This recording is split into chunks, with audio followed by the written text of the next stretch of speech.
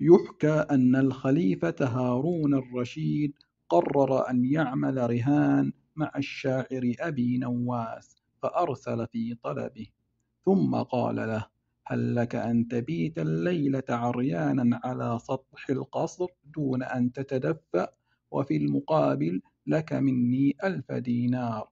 سكت أبو نواس قليلا ثم قال في نفسه: أقبل الرهان، وعندما يذهب الخليفة للنوم أنزل من السطح وأصعد له قبل أن يستيقظ من النوم، فأكون بهذا قد كسبت الرهان. أصبر ولا أنام الليلة حتى لا يأخذني النوم وأخسر الرهان، أفضل من أبيت في البرد.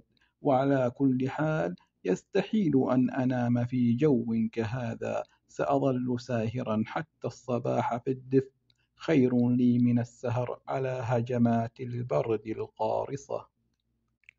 ثم أجاب أبو نواس بالقبول، فخلع ملابسه وصعد درجات السلم، وبدأ البرد يشتد به. ولما وصل السطح أبعد الخليفة السلم وذهب للنوم. تورط أبو النواس وانصدم من ردة فعل الرشيد وذكائه ونباهته، وقال في نفسه: البرد شديد ولا يحتمل. لكنه اضطر للمقاومة وبقى على سطح القصر حتى الفجر، وما إن بزقت خيوط الفجر حتى وجد جسمه كله مزرق من شدة البرد القارس. ثم جاء الرشيد ووضع السلم على الجدار، فنزل أبو النواس وكان يرتجف من شدة البرد.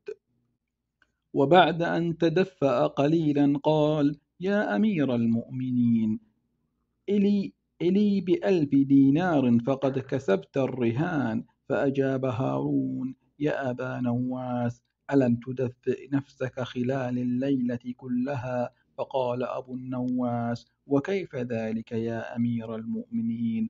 سطح القصر لا يوجد عليه ما يمكنني أن أتدفأ به.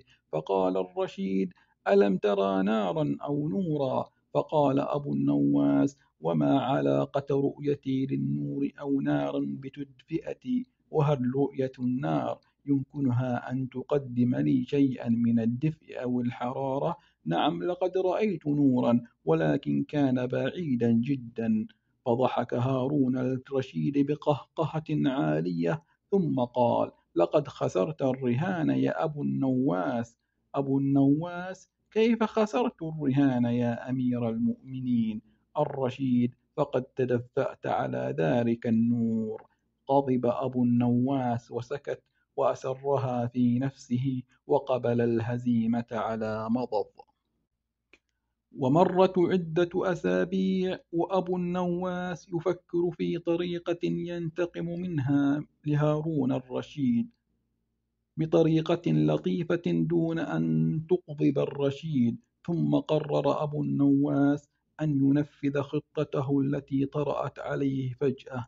جاء أبو النواس إلى هارون ودعاه إلى وجبة الغداء في مزرعته الواسعة، فقبل الرشيد دعوته وذهب معه للمزرعة مع مجموعة من جلسائه وحاشيته، فانتظروا فترة من الزمن. ثم قال الرشيد: يا أبا النواس، أين الطعام الذي دعوتنا إليه؟ فقد طال انتظارنا. فقال أبو النواس: إنه على النار يا أمير المؤمنين. وبعد برهة زمنية قال الخليفة: يا أبو النواس، أرني الطعام الذي على النار. فأخذه أبو نواس إلى مكان طهي الطعام، وكانت القدور معلقة على شجرة والنار على الأرض. فقال الخليفة: يا أبا النواس، كيف سينضج هذا الطعام وهو بعيد عن النار؟ فأجابه أبو النواس: وكيف يمكنني أن أتدفأ على ضور النهار؟ فأجابه أبو النواس: وكيف يمكنني أن أتدفأ على ضوء النار البعيدة عني يا مولاي؟ فضحك هارون الرشيد وأمر له بمبلغ الرهان مضاعف.